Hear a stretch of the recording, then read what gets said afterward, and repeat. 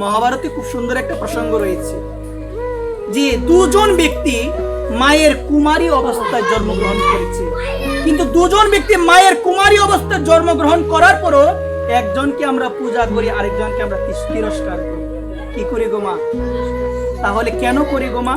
দুইজন তো মায়ের কুমারী অবস্থায়, বিয়ে হয় নাই, জন্ম হয়েছে, তাহলে একজনকে আমরা কি করি? সম্মান করি, একজনকে পূজা করি, আরেকজনকে আমরা তিরস্কার করি। একবার সেই দুইজনের নাম হলো কর্ণ, আরেকজন হলো মহর্ষি কৃষ্ণদ্বৈপায়ন বেদব্যাস। একবার প্রেম, যার কারণে আমরা গ্রন্থগুলো পেয়েছি, যিনি আমাদের কলিযুগের মানুষের কথা চিন্তা করে গ্রন্থগুলো তিনি লিপিবদ্ধ করে গিয়েছেন, যার নাম হলো মহর্ষি কৃষ্ণদ্বৈপায়ন বেদব্যাস। তিনিও মায়ের কুমারী অবস্থায় জন্মগ্রহণ করেছেন। তো একটাবার চিন্তা করে দেখো, কর্ণ মায়ের কুমারী অবস্থায় জন্মগ্রহণ করলো, আর বেদব্যাসও মায়ের কুমারী অবস্থায় জন্মগ্রহণ করলো, কিন্তু একজনকে করি সম্মান, আরেকজনকে তিরস্কার। কেন কেন করি? এখানেও রয়েছে সত্য। এখানে কি রয়েছে? আমরা দেখতে পাই বেদব্যাসের মায়ের নাম হলো সত্যবতী। নাম কি গো মা? মৎস্যগন্ধা সত্যবতী। সত্যবতী, তাকে কেউ ভালোবাসতো না, তার গায়ের মধ্যে একটা দুর্গন্ধ ছিল, কেউ তার কাছে আসতে পারতো না। ওই সত্যবতীর বাবা তাকে একদিন বলেছিল, মা তুমি গঙ্গার ঘাটে গিয়ে বসে থাকো, ওইখানে অনেক মহৎ আসে সেখানে স্নান করার জন্য, তুমি সেখানে উপস্থিত থাকো মা। যদি তোমার ভাগ্য থাকে, সুকৃতি থাকে, কোন সাধুর কৃপা যদি তোমার উপর বর্ষিত হয়, তাহলে তুমি ওই দুর্গন্ধ থেকে মুক্তি লাভ করতে পারবে সাধুর কৃপাতে। বাবার কথা শুনে সে অপেক্ষা করে গঙ্গার ঘাটের মধ্যে একদিন সেই জায়গার মধ্যে উপস্থিত হয়েছিল পরাশর মণি। কোন মণি গো মা? তাকে দেখতেও পাই না, ব্রাহ্মমূর্ত স্নান করতে, সেই সময় তো অন্ধকার, তাকে ভালোভাবে দেখা গেল না, কিন্তু তার চরণে গিয়ে ধরেছে। কার চরণে গো মা? ওই পরাশর মণি। কিন্তু পরাশর মণি তিনি যা বুঝতে পেরেছিল যে ওই নারীর জীবনে একটা কামনা ছিল, মাতৃত্বের কামনা, যেন সন্তান আমি পাই। ওই মাতৃত্বের কামনা বুঝতে পেরে পরাশর মণি তার গর্ভে একটা সন্তান দিয়ে সে চলে গিয়েছে।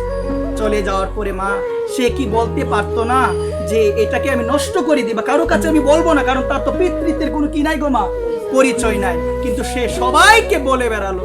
প্রথমে গিয়ে বাবার কাছে বললো, বাবা তুমি না বলেছিলে সাধুর চরণ ধরে রাখার জন্য, সাধু যদি আমাকে কৃপা করে তাহলে আমার এই সমস্ত কিছু থেকে আমি লাঞ্ছনা থেকে মুক্ত হতে পারবো। তখন সে বলছে, বাবা সাধু আমাকে কৃপাও করেছে, আমার গর্ভে কৃপা করে একটা সন্তানও দিয়ে গিয়েছে। সবাইকে বলে বেড়াচ্ছে, দেখো কোন এক সাধু আমার গর্ভের মধ্যে সন্তান দিয়ে গেছে। সবাইকে বলছে, সবাইকে বলে বেড়ায়। যথা সময়ে ওই গর্ভ থেকে সন্তান জন্ম নিল, যার নাম হলো মহর্ষি কৃষ্ণদ্বৈপায়ন বেদব্যাস। আমরা তাকে পূজা করি, মা বলে বেড়ালো। কিন্তু একই কথা, মা কুন্তী যখন কুমারী অবস্থায় ছিল, যখন তার সন্তান হয়েছিল কর্ণ, সে কিন্তু কাউকে বলে না। সে ভাবলো মানুষ আমাকে তিরস্কার করবে, মানুষ আমাকে অবমাননা করবে, আমি সেটা নিতে পারবো না। ওই সন্তানকে সুন্দর করে একটা জিনিসের মধ্যে ভাসিয়ে নদীর জলে ভাসিয়ে দিয়ে দিল, কাউকে বলে না। কিন্তু অথচ মায়ের কুমারী অবস্থায় দুইজন জন্ম নিল। একজন সবাইকে বলে বেড়ালো সাধু কৃপা করে সন্তান দিয়েছে, আর একজন বলল না। যার কারণে একজনকে আমরা পূজা করি, আরেকজনকে আমরা কি করি গো? সত্য। আজকে সত্যের কারণে এখন গুরু পূর্ণিমা যে পালন করেন, এটা কার জন্য করা হয়? ওই গুরু পূর্ণিমার দিনে আবির্ভাব হয়েছিল মহর্ষি কৃষ্ণদ্বৈপায়ন বেদব্যাসের। আমরা গুরু পূর্ণিমা সবাই পালন করি, সবাই আমরা অনুষ্ঠান করি, কিন্তু অথচ আমরা জানি না ওই গুরু পূর্ণিমা আসলে কি, কেন এসেছে। উনি যদি না আসতো আমাদের অন্ধকার কখনো দূরে যেত না। এই শাস্ত্র আমাদের দিয়ে গিয়েছে কে গো? কে দিয়ে গেছেন আমাদের জন্য লিখে?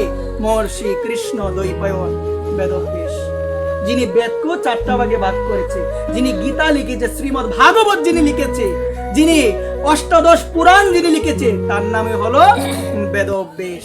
আজকে মায়ের জন্য মা, এক মা বললো না, আরেক মা সবার কাছে বলল। সত্য এমন একটা জিনিস মা, বলে দাও। এখন কথা হলো, এটা বলার পর কথা হলো, আমাকে একজন মারার জন্য উদ্যত হয়েছে, মারবে। তোমার বাড়িতে আশ্রয় নিলাম, লুকিয়ে গেলাম তোমার বাড়িতে, সেও আসলো, কি গো অমুকে এসেছে তোমার ঘরে, তুমি কি বলবে সে জায়গায়? কি বলবে? আওয়াজ নাই দি না, বলবে সত্য কথা এসেছে। একবার পেন্সে বলো। এই জায়গার মধ্যে সম্পদ রক্ষার্থে প্রাণ রক্ষার্থে বিবাহর ক্ষেত্রে কিছু কিছু জায়গার মধ্যে বলা যায়, হালকা বলা যায়, কিন্তু সুযোগ দিয়েছি, সুযোগ দেওয়ার পরও সব জায়গার মধ্যে আমরা মিথ্যারে প্রবেশ করিয়ে দিই। সব জায়গার মধ্যে কাকে প্রবেশ করা? মিথ্যা যতই জোর দিয়ে বলো না কেন, সত্য একদিন প্রকাশ হবে একবার।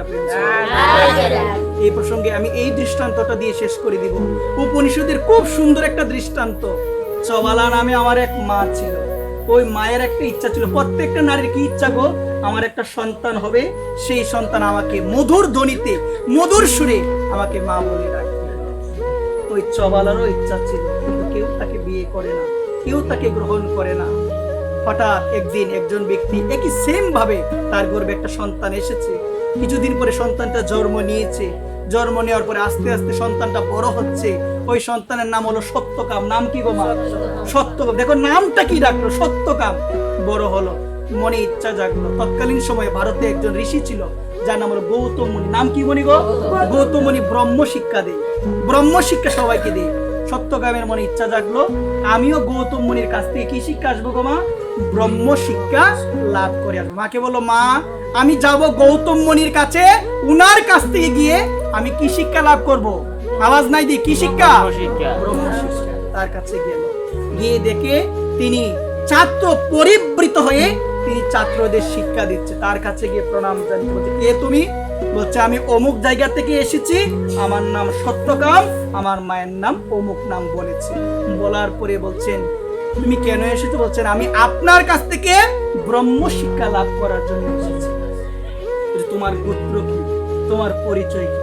ও মা, এই কথা বললে আমি কি বলবো গো মা? বলছে, তোমার গোত্র কি, তোমার পরিচয় কি? বলছে, এগুলো তো আমি জানি না, আমার মায়ের কাছ থেকে জানতে হবে। আমি আজকে চলে যাই, আমি আমার মাকে গিয়ে বলবো যে আমার গোত্র কি, আমার পরিচয় কি, জেনে আমি আগামীকাল আবার আসবো আপনার কাছে। কার কাছে গেল এই কথা বলে?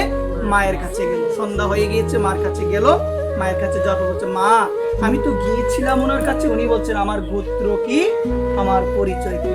মা তো অবাক হয়ে গিয়েছে, বলছে, বাবা রে, সমস্ত ঘটনা খুলে বললো, ইতিবৃত্তান্ত, ছেলের কাছে যা বলতে হয় সব বললো। যে আমার একটা ইচ্ছা ছিল সন্তানের, তৎকালীন সময় কেউ আমাকে গ্রহণ করছিল। তখন একজন ব্যক্তির কারণে আমার গর্ভে সন্তান এসেছে, কিন্তু সে পিতৃতের পরিচয় দেয় নাই, সে আমাকে তার স্ত্রী বলে গ্রহণও করে না, কিন্তু তোকে আমি পেয়েছি, তোর কোনো পিতৃ পরিচয় নাই। যে কথা বললো সে ভয় পেল না, যে সে ভাবলো না এগুলো যদি বলে মনে হয় শিক্ষা দিবে না, একটা বড় ভাবলো না, একটা বড় ভাবে না। কার কাছে গেল গো? গৌতম মুনির কাছে আবার গেল। গিয়ে দাঁড়িয়েছে, গিয়ে দেখলো গৌতম মুনি সকালবেলায় ছাত্র পরিবৃত হয়ে ছাত্রদের শিক্ষা দিচ্ছে। ছাত্রদের যখন শিক্ষা দিচ্ছে, তার কাছে গিয়ে যখনই দাঁড়ালো, বলছে, এসেছো তুমি কি তোমার মাকে জিজ্ঞাসা করেছো তোমার গোত্র কি, তুমি কি ব্রাহ্মণ? কারণ ব্রাহ্মণ ছাড়া ব্রহ্ম শিক্ষা অর্জন করা যায়। সমস্ত ঘটনা খুলে বললো, আমি ব্রাহ্মণ নই, আমার কোনো গোত্রই নাই। সমস্ত ঘটনা খুলে বললো। মানে এটা বলার পরে তাকে কি তাড়িয়ে দিবে? গৌতম মুনি ভাবলো, একটু চিন্তা করলো। গৌতম মুনি কি চিন্তা করলো? সে কিন্তু আমার কাছে ইচ্ছা করলে মিথ্যা বলতে পারতো। কেন? ব্রহ্ম শিক্ষা অর্জন করার জন্য বলতে পারতো আমি ব্রাহ্মণ সন্তান। কিন্তু মা যে কথা বলেছে, সমস্ত কথা মুখস্থ করে, আমার কোনো পিতা নাই, আমার পিতৃত্বের কোনো পরিচয় নাই, আমি গোত্রহীন, আমার কোনো কিছু না বলে দিল। সে বলল, তুমি হলো প্রকৃতপক্ষে ব্রহ্ম শিক্ষার অধিকারী। একবার সত্য, এই সত্য যদি না থাকে, ধর্ম শেষ, ধর্ম শেষ। সত্যকে ধারণ করো হৃদয়ে, সত্যকে ধারণ করতে